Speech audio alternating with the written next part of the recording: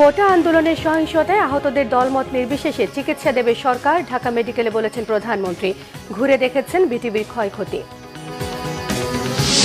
প্রতিটি হত্যার বিচার বিভাগীয় তদন্ত হবে বলেছেন ওবায়দুল কাদের। মুক্তিযোদ্ধাদের হৃদয়ে রক্তক্ষরণ সমাধানের আশ্বাস মুক্তিযুদ্ধ বিষয়ক মন্ত্রীর। নিরীহ মানুষ হত্যা ও পঙ্গুর প্রকৃত সংখ্যা জানতে চায় জনগণ। মির্জা ফখরুলের বিবৃতি, গ্রেফতারকৃতদের নির্ধারিত সময়ের অনেক পরে আদালতে নেয়ার অভিযোগ।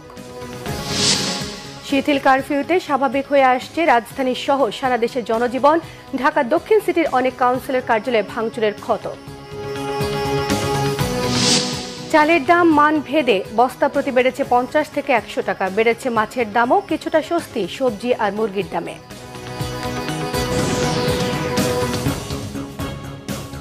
দেখছিলেন সংবাদ শিরোনাম, এবারে পুরো সংবাদ। প্রধানমন্ত্রী শেখ হাসিনা বলেছেন, কোটা আন্দোলনের সহিংসতায় আহতরা যে দলেরই হোক না কেন চিকিৎসার দায়িত্ব নেওয়ার পাশাপাশি তাদের আয় রোজগারের ব্যবস্থা করবে সরকার। ঢাকা মেডিকেল কলেজ হাসপাতালে আহতদের দেখতে গিয়ে তিনি এ ব্যাপারে আশ্বস্ত করেছেন। কোটা আন্দোলনকারীদের সব দাবি মেনে নেওয়ার পরও সহিংসতা জঙ্গিবাদকে উস্কে দিচ্ছে কিনা প্রশ্ন রাখেন প্রধানমন্ত্রী। রিপোর্ট করছেন সৈয়দ আব্দুল মুহিত। কোটা আন্দোলনের সাম্প্রতিক সহিংসতায় আহতদের দেখতে শুক্রবার বিকেলে ঢাকা মেডিকেল কলেজ হাসপাতালে যান প্রধানমন্ত্রী শেখ হাসিনা। জরুরি বিভাগ সহ বিভিন্ন ওয়ার্ডে চিকিৎসাধীন আহতদের শারীরিক অবস্থার পাশাপাশি চিকিৎসার খোঁজ খবর নেন সরকার প্রধান। বঙ্গবন্ধু কন্যাকে কাছে পেয়ে আবেগ আপ্লুত হন অনেকে।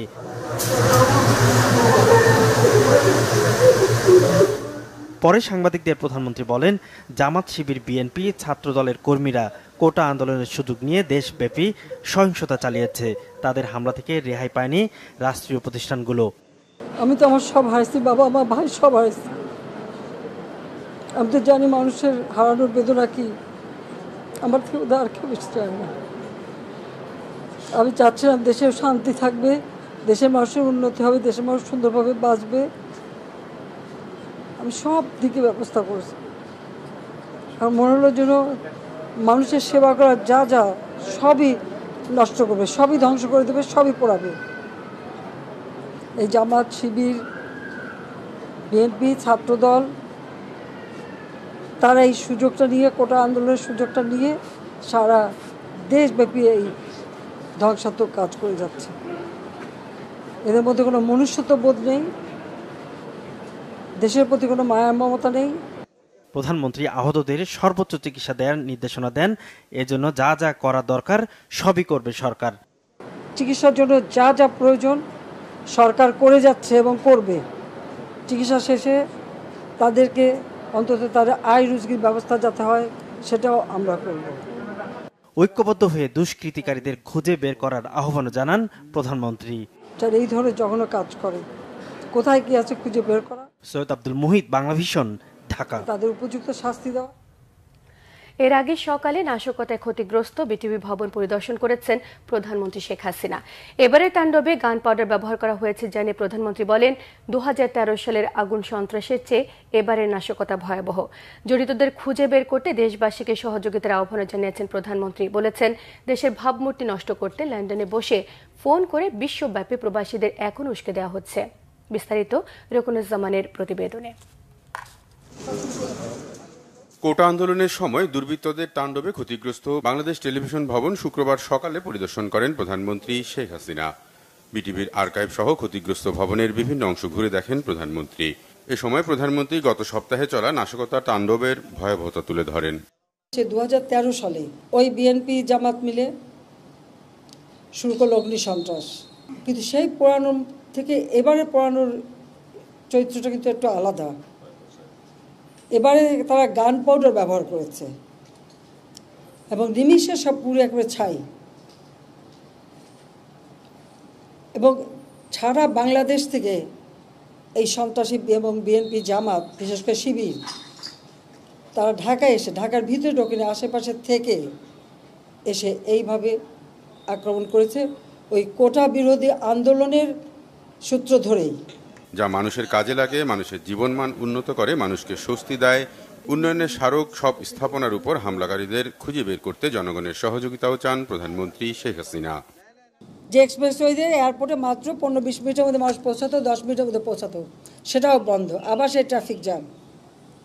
আমি তাই দেশবাসীকেই বলবো, এই ঢাকাবাসীকেও বলবো যে যাদের জন্য আজকে আপনাদের এই দুর্ভোগ, আমি তো করে দিয়েছিলাম, কিন্তু যারা এটা ধ্বংস করলো আর যাদের জন্য এই দুর্ভোগ, যাদের জন্য আজকে বিদেশে বাংলাদেশের ভাবমূর্তি নষ্ট হচ্ছে, আমি তাদের বিচারের ভার এদেশের জনগণের উপরেই দিয়ে যাচ্ছি। আমি তাদের উপরে দিয়েছি যারা এদেশের মানুষের রুটি রুজির উপরে হাত দিয়েছে, রুটি রুজির পথ বন্ধ করে দিয়েছে। তাদের বিচার জনগণকেই করতে হবে, কারণ এদেশের জনগণই একমাত্র শক্তি। বিভ্রান্ত ছড়ায় কেউ কাউকে যেন কোনো রকম মিথ্যা অপপ্রচার চালিয়ে কাউকে যেন বিভ্রান্ত করতে না পারি। আসল সত্যটা জানুন, যারা এসবের সাথে জড়িত সারা বাংলাদেশের আনাচে গানাচে যে যেখানে আছে তাদের খুঁজে বের করুন, তাদের খুঁজে বের করুন এবং তাদের শাস্তির ব্যবস্থা করার জন্য সহযোগিতা করুন। আমি দেশবাসীর কাছে সেই আহ্বান জানাই। এখনো বিশ্বব্যাপী প্রবাসীদের উস্কে দিয়ে দেশের ভাবমূর্তি নষ্টের চেষ্টা চলছে বলেও সবাইকে সতর্ক করেন তিনি। লন্ডন থেকে নির্দেশ যায় যেখানে যেখানে বাঙালি আছে সেখানে সেখানে আন্দোলন করতে হবে। আর এই আন্দোলন করতে যে তাদের অবস্থাটা কি, সারা পৃথিবী জুড়ে দেশটাকে একেবারে, এবং এখনও আরও অনেক জায়গায় টেলিফোন করে বলছে ওখানে আন্দোলন করো। এমন এমন দেশে আমাদের সেখানে ফোন করে আমাকে জানাচ্ছে, মেসেজ দিচ্ছে। তার মানে যেটা করার মানে কি, আমাদের দেশের ভাবমূর্তি শুধু নষ্ট না, যারা কোনো কাজ করে খাচ্ছে তাদের রুজি রোজগারও তো নষ্ট হয়ে যাবে। তো এখন এটা কিসের জন্য এই ধরনের আচরণ করা হচ্ছে, এটাই আমার প্রশ্ন। সাজাপ্রাপ্ত আসামি মুচলেখা দিয়ে দেশ ছেড়ে এখন দেশ ধ্বংস, আর জামাত আর শিবির এরা তো সবসময় স্বাধীনতা বিরোধী। তার বক্তব্যকে বিকৃত করে আন্দোলনকে কিভাবে উস্কে দেওয়া হয়েছিল সে ব্যাখ্যা উঠে আসে প্রধানমন্ত্রীর কথায়। এটা করতে হবে, আমরা করে দিয়েছি, পরে আবার ঘুরে যে সেটা না, আরও চাই। করতে করতে হ্যাঁ, কোটা তাদের যে দাবি ছিল তার থেকে অনেক বেশি আমরা দিয়ে দিয়েছি। কিন্তু একটা জিনিস আমি লক্ষ্য করলাম, ওই মুক্তিযোদ্ধা এবং মুক্তিযোদ্ধা পরিবার বা মুক্তিযোদ্ধার দিকেই যেন তাদের বেশি মানে একটা ক্ষোভ। আমার একটা কথা নিয়ে তারা কিছু কতদিন প্রতিবাদ করলো। কি কথা বলেছিলাম আমি? আমার কথাটাকে বিকৃত করা হয়েছিল। রুকুনুজ্জামান, বাংলাভিশন, ঢাকা। আওয়ামী লীগের সাধারণ সম্পাদক ওবায়দুল কাদের বলেছেন, শিক্ষার্থীদের আন্দোলনকে পুঁজি করে বিএনপি, জামায়াত, উগ্রবাম এবং বিদেশিরা সরকার উৎখাতের ষড়যন্ত্র করছে, সেটি হতে দেওয়া হবে না। তিনি জানান, প্রতিটি হত্যাকাণ্ডের বিচার বিভাগে তদন্ত করা হবে।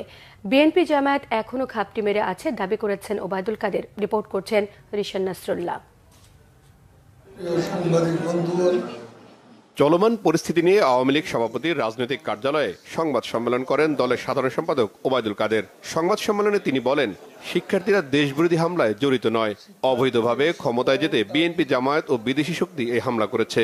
শিক্ষার্থীদের পুঁজি করে বিএনপি, জামাত, ছাত্রদল, শিবির, জঙ্গি গোষ্ঠী, উগ্র বামপন্থী সহ দেশি বিদেশি কুচক্রী মহল অবৈধভাবে সরকার হটানোর অপচেষ্টা চালিয়ে যাবে, সেটা আমরা হতে দিতে পারি না।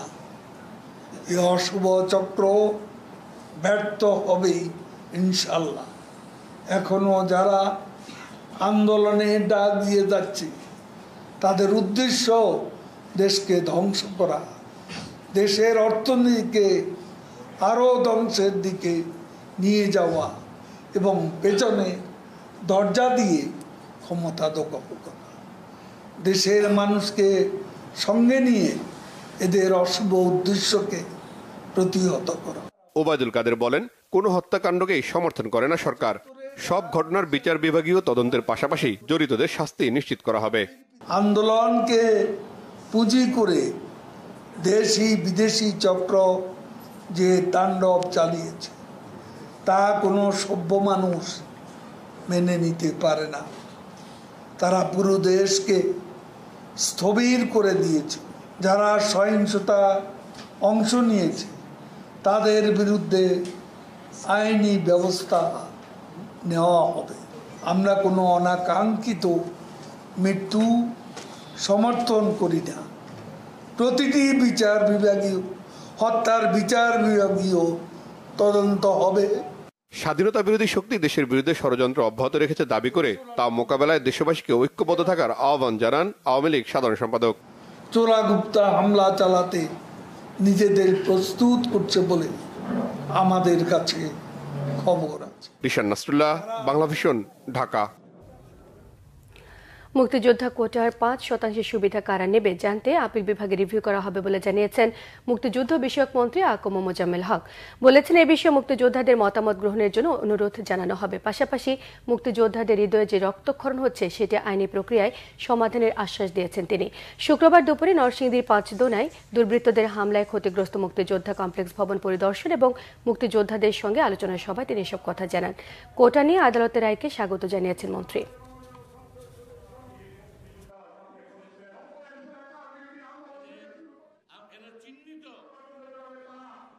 বীর মুক্তিযোদ্ধাদের সন্তান চাকরি করার বয়স তাদের নাই। ওনারা যেটা করেছেন আমরা অভিনন্দন জানাই। মুক্তিযোদ্ধাদের গোটা ভাগ দিয়েছে, আমরা সেটা মেনে নেই, অভিনন্দন জানাই। কিন্তু কারা পাবে সে ব্যাপারে মুক্তিযোদ্ধাদের মতামত দয়া করে মহামান্য আদালত সেটা শুনবেন। আমরা ইনশাআল্লাহ সে ব্যবস্থা করবো, কারণ এটা রক্তক্ষরণ হচ্ছে মুক্তিযুদ্ধের ভিতরে। সেটা কিভাবে দূর করা যায় আইনি প্রক্রিয়ায় আমরা ভবিষ্যতে ব্যবস্থা নেব। পররাষ্ট্রমন্ত্রী ডক্টর হাসান মাহমুদ জানিয়েছেন, তারেক রহমানের নির্দেশে বিএনপি জামায়াত রাষ্ট্রের ওপর হামলা করেছে। জাতীয় প্রেস ক্লাবে এক আলোচনা সভায় তিনি এসব কথা বলেন বিএনপি নেতারা নির্দেশ দিয়েছেন, যারা জ্বালাও পোড়াও করবে, মানুষ মারবে, তাদের বড় বড় পোস্ট দেওয়া হবে। দলটির নেতা আমির খসরু মাহমুদ চৌধুরীর অডিও ফাঁস হয়েছে, এরকম আরও অনেক অডিও আছে বলে তিনি জানান। এরকম কোনো রাজনৈতিক দল নির্দেশ দিতে পারে না জানিয়ে তিনি জানান, বিএনপি একটি সন্ত্রাসী দল। বৈষম্য বিরোধী ছাত্র নেতাদের উদ্দেশ্যে তিনি জানান, তাদের মধ্যে দেশ বিরোধী জঙ্গিরা ঢুকে পড়েছে কিনা তা খুঁজে বের করে দেখতে হবে। আদালতে কোটা সমস্যার সমাধান হলেও আন্দোলনের নামে শিক্ষার্থীরা যাতে বিএনপি জামায়াতকে সুযোগ করে না দেয় সে বিষয়ে সতর্ক করেছেন তিনি। সরকার নিজেদের ব্যর্থতা আড়াল করতে বিএনপি সহ বিরোধী দলগুলোর নেতাকর্মী এবং সাধারণ মানুষকে নির্বিচারে গ্রেফতার করে যাচ্ছে এমন অভিযোগ করেছেন বিএনপি মহাসচিব মির্জা ফখরুল ইসলাম আলমগীর। তিনি জানান, গত কয়েকদিনে কতজন নিরীহ মানুষকে হত্যা এবং পঙ্গু করা হয়েছে তার সঠিক পরিসংখ্যান জানতে চায় জনগণ। এছাড়া জনগণের টাকায় কেনা কি পরিমাণ গোলা বারুদ, টিয়ার শেল, সাউন্ড গ্রেনেড জনগণের উপর ব্যবহার করা হয়েছে তার হিসেবও জনগণ জানতে চায়। গণমাধ্যমে পাঠানো এক বিবৃতিতে তিনি বলেছেন, গ্রেফতারকৃতদের নির্যাতন চালিয়ে ৩, ৪ কিংবা ৫ দিন পর আদালতে হাজির করা হচ্ছে, যা আইন এবং মানবাধিকারের চরম লঙ্ঘন। দেশের নাগরিকদেরকে গুম করে রাখার ভয়াবহ সংস্কৃতি চালু রেখে মানুষের মনে ভীতি সঞ্চার করা হচ্ছে বলে অভিযোগ করেছেন মির্জা ফখরুল। সরকারকে এ ধরনের কর্মকাণ্ড পরিহারের আহ্বান জানান তিনি। অবিলম্বে সান্ধ্য আইন প্রত্যাহার এবং সেনাবাহিনীকে ব্যারাকে ফিরিয়ে নেওয়ার দাবি জানিয়েছেন বিএনপি মহাসচিব। সকাল ৮টা থেকে বিকেল ৫টা পর্যন্ত কারফিউ শিথিল থাকায় রাজধানীতে আজ সকাল থেকে যানবাহন চলাচল ছিল স্বাভাবিক। মানুষের আনাগোনা বেড়েছে রাস্তায়। টার্মিনালগুলো থেকে ছেড়ে যাচ্ছে দূরপাল্লার বাস। রিপোর্ট করছেন আহমেদ সরওয়ার। সাপ্তাহিক ছুটির দিন হলেও সকাল থেকে রাজধানীর সড়কগুলোতে ছিল যানবাহনের চাপ। সকাল ৮টা থেকে বিকেল ৫টা পর্যন্ত ৯ ঘন্টা কারফিউ শিথিল থাকায় নানা কাজে লোকজন বের হয় ঘর থেকে। মোটরসাইকেল, সিএনজি, অটোরিকশা, প্রাইভেট কারের পাশাপাশি প্রচুর গণপরিবহনও চলাচল করেছে। নগরীতে যান চলাচল বেড়ে যাওয়ার পাশাপাশি খুলেছে দোকানপাট। প্রতিটি সিগন্যালে ছিল যানবাহনের চাপ। পরিস্থিতি অনেকটাই স্বাভাবিক হয়ে আসায় দূরপাল্লার বাসগুলো ছেড়ে যায় বিভিন্ন গন্তব্যে। গাবতলী বাস টার্মিনাল ঘুরে দেখা গেছে, কারফিউ শিথিল থাকায় সকাল থেকেই যাত্রীর চাপ ভালোই, তবে বেলা বাড়ার সাথে সাথে যাত্রীর চাপ কমতে থাকে। আবার কারফিউ শুরুর আগেই সবাই পৌঁছাতে চায় গন্তব্যে। তেমন কোনো সমস্যা নেই। আপনার মাঝে মাঝে রোডঘাট পুলিশ বক্স থেকে আটকা দেওয়া হয়, আবার যানজট সৃষ্টি হয়ে গেলে আবার ছেড়ে দেয়। সকালবেলা যে গাড়ি যাচ্ছে রাত্রে গাড়ি যায় না, রাত 6টা 7টার পরে আর গাড়ি যায় না। কার্ফিউ না দিলে এই গ্যাঞ্জাম চলতে থাকতো খালি। এই পর্যন্ত 200 টাকা ভাড়া কাটছি, তাহলে আমরা ঘর ভাড়া দিয়ে চলি ফিরি, খাওয়া দাওয়া, বাচ্চার খরচ, কেমনে কি করব বলেন। প্রভাব এটুকুই পাচ্ছি, যেমন বাজারঘাট করা, হয়তো ব্যাংকে লেনদেন বা অন্যান্য কিছু আদার্স সুবিধা এটাই পাচ্ছি। 7টা দিন গেছে না, অনেক কষ্টে গেছি। ছেলে ঘরে লেখাপড়া বেতনও দিতে পারতেছি না, কিস্তি আছে ভাই প্রতি মাসে সপ্তাহ 400 টাকা করে কিস্তি আছে, শেষে সপ্তাহ কিস্তি দিতে পারতেছি না। কোনো তো উপকার কিছু বুঝলাম না, যে আমাদের কোনো কামাই রুজি নাই, কিছু নাই। সকাল পর্যন্ত খালি 100 টাকা ভাড়া মারছি। জমা উঠেই আমাকে জমা এড়িয়ে যেতে আছে। কারফিউ শিথিলের মধ্যেও সড়ক ও বিভিন্ন চেকপয়েন্টে সেনাবাহিনী ও আইনশৃঙ্খলা বাহিনী ছিল সতর্ক অবস্থানে। বিভিন্ন সরকারি স্থাপনার সামনে নিজেদের দায়িত্ব পালনে সদাব্যস্ত ছিল সেনাবাহিনী। শনিবারও সকাল 8টা থেকে বিকাল 5টা পর্যন্ত কারফিউ শিথিল থাকবে। আহমেদ সরওয়ার, বাংলা ভিশন, ঢাকা। রায়েরবাগ মাতোয়াইল এলাকায় সংঘর্ষে জড়িতরা বেশিরভাগই স্থানীয়দের কাছে অপরিচিত বলে জানিয়েছেন সেখানকার বাসিন্দারা। ছাত্রদের আন্দোলনে মিশে পরিকল্পিতভাবে স্থানীয় কাউন্সিলের অফিস, বিদ্যুৎ সাবস্টেশন সহ বিভিন্ন স্থাপনায় আকস্মিক হামলা এবং ভাঙচুর চালায় দুর্বৃত্তরা। লুটপাট চালানো হয় ঢাকা দক্ষিণ সিটির 63 নম্বর ওয়ার্ড কাউন্সিলের অফিসেও। রিপোর্ট করছেন মিরাজ হোসেন গাজী, ক্যামেরায় ছিলেন ইসমাইল হোসেন পলাশ। হামলা ভাঙচুরের ঘটনার এক সপ্তাহ পর নিজ দপ্তরে প্রবেশ করছেন ওয়ার্ড কাউন্সিলর শফিকুল ইসলাম খান দিলু। ঢাকা দক্ষিণ সিটি কর্পোরেশনের 63 নম্বর ওয়ার্ড কাউন্সিলর তিনি। কোটা সংস্কার ইস্যুতে আন্দোলনের জেরে 19 জুলাই তার কার্যালয়ে হামলা করে অপরিচিত কয়েকশো মানুষ। লন্ডভন্ড পুরো কার্যালয়। বাংলাদেশের প্রধানমন্ত্রী বঙ্গবন্ধু কন্যা জননেত্রী শেখ হাসিনার ছবিটার অবস্থা দেখেন। ছবিটার কি অবস্থা, ছবিটা টাঙ্গানো ছিল, ছবিটার কি অবস্থা দেখেন। ছবিটা ভাঙচুর করছি, টেবিল টেবিল সব ভাঙচুর করছি। আমার ক্রেস্ট নাই একটাও, সব ক্রেস্ট ফালাই দিছে। রুমের সব কিছু টাচ করে ফেলেছি। আমার ল্যাপটপ যা আছে, প্রিন্টার সব ধ্বংস করে দিছে। আমার কিছু নাই, সব ধ্বংস একদম। এইটার মধ্যে আমার টাকা পয়সা আসলে তাও নিয়ে গেছে, নাই টাকা পয়সাও নাই। কিছু বুঝে ওঠার আগেই টার্গেট করে হামলা চালানোর অভিযোগ করলেও কারা জড়িত তা এখনো নিশ্চিত নন তিনি। এটা ঢাকা দক্ষিণ সিটি কর্পোরেশনের 63 নম্বর ওয়ার্ডের কাউন্সিলর অফিস। এটা একটা জনগণের সম্পত্তি। এখানে যা ছিল সব জনগণের জানমাল ছিল, জনগণের মাল ছিল, এবং যা কিছু করছে জনগণের উপরে আঘাতটা করছে। আর দ্বিতীয় কথাটা হলো, যে আঘাতটা যখন হয়েছে এই আঘাতটা আমি ভাবতেও পারি না এই জায়গায় এমন একটা আঘাত হবে। তাদের প্রতি আমার কোনো ক্ষোভ নাই, দুঃখ নাই। আমি জনগণের উপর এটার দায়িত্ব ছেড়ে দিলাম, জনগণের বিচার করব আগামী দিনে। পাশের 65 নম্বর ওয়ার্ড কাউন্সিলর অফিসে হামলার আশঙ্কা থাকলেও শেষ পর্যন্ত তা হয়নি। এই ওয়ার্ডের কাউন্সিলর শামসুদ্দিন ভুইয়া সেন্টুর রায়েরবাগ এলাকার বাণিজ্যিক ভবনে করা হয় ভাঙচুর। আমার একটা মার্কেট ছিল এনে 5.5 তলা, সেটারও ভাঙ্গা টাঙ্গা আমার ওই আপনার সিসি ক্যামেরা, তারপর আপনি ওই যে বিদ্যুতের মিটার টিটার ভাঙ্গা, গ্লাস টাস ভাঙ্গা মেসাকার করেছে। আমাদের এখানে অনেক লোকজন ছিল, যার কারণে আমার এখানে আক্রমণ করার চেষ্টা করছিল, কিন্তু পারে নাই। পাশেই যাত্রাবাড়ির কাজলায় ডিপিডিসির সাবস্টেশনেও হামলা ভাঙচুর করে দুর্বৃত্তরা। বেশ কয়েকটি গাড়িও ভাঙচুর করা হয়। সে তেমন মানে আইসে ধাক্কা দিছে, ও ধাক্কায় আপনার তালা ছিটকেনি ছিটতে কই গেছে খবর নাই। মানে এইটা ভাঙছে, ওইটা ভাঙছে, ওইটা ভাঙছে, পরে আরো একটা আছে বাইরে, ওইটাও ভাঙছে। মোট করে গাড়ি ভাঙছে 5টা, সবই বড় গাড়ি। হুন্ডা জ্বালাই দিছে 3টা, আর 2-3টা 4-5টা ভাঙে গেছে। তবে এসব হামলায় বিদ্যুৎ কেন্দ্রটির সরবরাহ প্রক্রিয়ায় কোনো প্রভাব পড়েনি। মিরাজ হোসেন গাজী, বাংলা ভিশন, ঢাকা। যাত্রাবাড়িতে 2 পুলিশ হত্যার ঘটনায় 6 জনকে গ্রেফতার করেছে পুলিশ। তারা সবাই ছাত্রদল এবং শিবিরের সদস্য বলে জানিয়েছেন অতিরিক্ত পুলিশ কমিশনার হারুনুর রশিদ।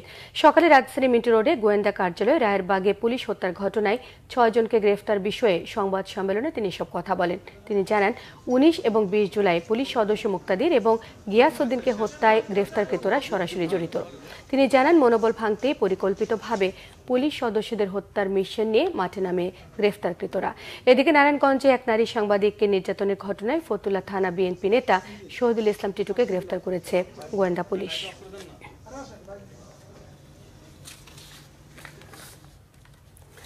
সবজিতে স্বস্তি ফিরলেও চালের দাম চড়া। বস্তা প্রতি 50 থেকে 100 টাকা বেড়েছে সব ধরনের চালের দাম। চলমান পরিস্থিতিতে সরবরাহ কম থাকা এবং পরিবহন ব্যয় বাড়ার কারণে এই দাম বেড়েছে বলে জানিয়েছেন বিক্রেতারা। এদিকে মাছের দাম কিছুটা বাড়লেও আগের দামেই বিক্রি হচ্ছে মুরগি। বিস্তারিত জানাচ্ছেন মামুন আব্দুল্লাহ। কারফিউ শিথিলে কিছুটা স্বস্তি ফিরলেও তার প্রভাব পড়েনি চালের দামে। বেড়েই চলছে নিত্যপণ্যটির দাম। 2 সপ্তাহ ধরে বাড়তে থাকা চাল আরেক দফা বস্তা প্রতি বেড়েছে 100 টাকা। এতে দিশেহারা সাধারণ মানুষ। বিক্রেতারা বলছেন, মোকাম থেকেই কিনতে হচ্ছে বাড়তি দামে। দেশে আন্দোলন সংগ্রামের পরে এখনো চালের বস্তা প্রতি প্রায় 100 টাকা বাড়ছে, কেজি প্রতি 2 টাকা। তো তার কারণ মেলারা বলতেছে ধরেন কিছুদিন মেল কলকারখানা তো এমনি বন্ধ ছিল, আর দ্বিতীয়ত গাড়ি ভাড়া বেশি। বাংলাদেশে তো কোনো একটা ইস্যু হলে স্বাভাবিকভাবে জিনিসপত্রের দাম বেড়ে যায়, এটা খুব স্বাভাবিক ব্যাপার। এটা মানে আজকের না, এটা দীর্ঘদিন ধরে মানে এই প্র্যাকটিস দীর্ঘদিন ধরে আছে। মাছের বাজারে আগের দামেই কেনা যাচ্ছে দেশি ও চাষের মাছ। সব ধরনের মাছই কেজিতে 50 থেকে 100 টাকা পর্যন্ত কমেছে। সাময়িক যে দুর্যোগের জন্য যে পরিমাণ দাম ছিল সেই তুলনায় আজকে সবজি মাছ সবকিছুর দামই মানে কম। গত সপ্তাহে তো কারফিউ ছিল, যার কারণে মাল আসতে পারে নাই। আর যা আসছে আমরা হলো যে গাড়ির ভাড়া ছিল দ্বিগুণ, যার কারণে প্রত্যেকটা মালের আপনার 50 টাকা 100 টাকা বেশি ছিল। গেল সপ্তাহে নাগালের বাইরে থাকা সবজিতে ফিরেছে কিছুটা স্বস্তি। বেশিরভাগ সবজিই পাওয়া যাচ্ছে 20 থেকে 30 টাকা কমে। সবজির দাম আগের তুলনায় একটু কমছে। লাউ আগে আমরা বিক্রি করছি 80 টাকা 70 টাকা, এখন লাউ বিক্রি করতেছি 50 টাকা। আপনার অবরোধের পরে এখন একটু কমছে, একটু স্বস্তির ভিতরে আসছে। আগামী সপ্তাহ ছিল আপনার 200 টাকা কেজি মরিচ, এখন হচ্ছে আপনার 120 টাকা কেজি। সবগুলো সবজি আপনার 30 থেকে 40 টাকা করে কম পাওয়া যাচ্ছে। আগে ছিল কলা চিনি 130, এখন 135। সরবরাহ দুদিন ধরে ভালো, বেচাকিনাও দুদিন ধরে ভালো হইতেছে। আগে আন্দোলনে বেচাকিনা খারাপ ছিল আমাদের। গত সপ্তাহের মতোই সোনালী মুরগি 280 টাকা এবং ব্রয়লার বিক্রি হচ্ছে 180 টাকা কেজিতে। মামুন আব্দুল্লাহ, বাংলা ভিশন, ঢাকা। ঢাকা বিশ্ববিদ্যালয় ক্যাম্পাসে রাজনীতি বন্ধ হবে না, তবে খোলার পর হলে হলে নিয়মিত ছাত্ররাই যাতে রুম বরাদ্দ পান তা নিশ্চিত করা হবে বলে জানিয়েছেন উপাচার্য অধ্যাপক মাকসুদ কামাল। সকালে কোটা আন্দোলনকে কেন্দ্র করে বিশ্ববিদ্যালয়ে ভাঙচুর হওয়া বিভিন্ন হল পরিদর্শন শেষে এসব কথা জানিয়েছেন তিনি জানান, আন্দোলনকে কেন্দ্র করে সহিংসতার সময় ঢাকা বিশ্ববিদ্যালয়ের বিভিন্ন হলের কমপক্ষে 300 কক্ষ ভাঙচুর করা হয়েছে। এগুলো সংস্কারের পরই ক্যাম্পাস চালু করা হবে। তিনি জানান, আকস্মিকভাবে মারামারি শুরু হয়ে গেলে পরিস্থিতি নিয়ন্ত্রণের বাইরে চলে যায়, যার কারণে বিশ্ববিদ্যালয় কর্তৃপক্ষ কিছুই করতে পারেননি। নরসিংদীতে জেলা কারাগার সহ বিভিন্ন স্থাপনায় হামলা, ভাঙচুর, অগ্নিসংযোগের ঘটনায় 11টি মামলা হয়েছে। পালিয়ে যাওয়া আরও এক জঙ্গিকে গ্রেফতার করেছে পুলিশ জানায়, সহিংসতা মামলায় 184 জন এবং জেল পলাতক 9 জঙ্গির মধ্যে 4 জনকে গ্রেফতার করা হয়েছে। গত 19 জুলাই কারাগারে হামলার সময় 85টি অস্ত্র এবং 7,000 গুলি লুট করা হয়। এর মধ্যে 45টি অস্ত্র এবং 1091 রাউন্ড গুলি উদ্ধার করা হয়েছে। এছাড়া বিভিন্ন দপ্তরের আরও মামলা প্রক্রিয়াধীন রয়েছে। সকালে পুলিশ সুপার কার্যালয়ে এক সংবাদ সম্মেলনে এসব তথ্য জানান পুলিশ সুপার মোহাম্মদ মুস্তাফিজুর রহমান।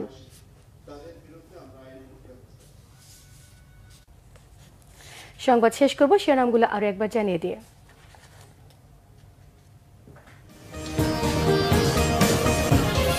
কোটা আন্দোলনের সহিংসতায় আহতদের দলমত নির্বিশেষে চিকিৎসা দেবে সরকার, ঢাকা মেডিকেলে বলেছেন প্রধানমন্ত্রী। ঘুরে দেখেছেন বিটিভির ক্ষয়ক্ষতি।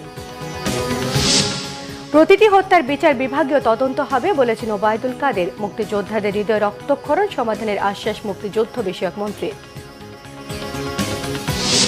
নিরীহ মানুষ হত্যা এবং পঙ্গুর প্রকৃত সংখ্যা জানতে চায় জনগণ, বিবৃতি মির্জা ফখরুলের। গ্রেফতারকৃতদের নির্ধারিত সময়ের অনেক পরে আদালতে নেয়ার অভিযোগ। শিথিল কারফিউতে স্বাভাবিক হয়ে আসছে রাজধানী সহ সারা দেশে জনজীবন। ঢাকা দক্ষিণ সিটির অনেক কাউন্সিলর কার্যালয়ে ভাঙচুরের ক্ষত।